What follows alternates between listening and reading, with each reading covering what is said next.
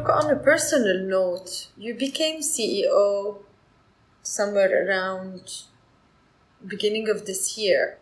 And very quickly after, we've had one of the most unusual humanitarian economic crisis we've all lived. These are unprecedented times for everyone, but even more for a CEO of a company like yours.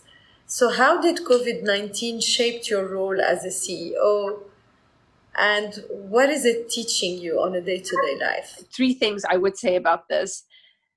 Firstly, a crisis such as COVID-19 puts sharply into context for a CEO what is most valuable within their mandate and organization that is critical to protect and uphold as you're trying to navigate rough waters. And in my context, that was talent and talent and talent. And so we put people first at the heart of our process because we fundamentally believe we work in a great sector.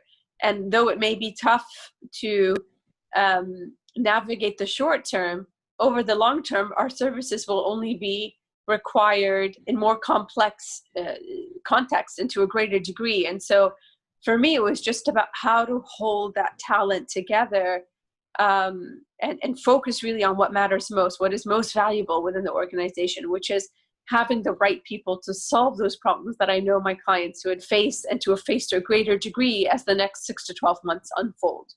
I also believe that any crisis brings out the true colors of a leader. And this is the moment where, you're standing outside in the rain without any raincoat on, and people are going to see you for what you are, and you can't hide it, because under pressure, people do resort to what they believe and what matters most to them. And so for me, it was really, in some ways, an unexpected opportunity to grow closer to how I'd like to run that organization going forward, and to a clear message to the employees and the workforce as we were trying to come together as a new organization around what shapes us and what is our identity and what are we saying to the world about what kind of organization we are going forward.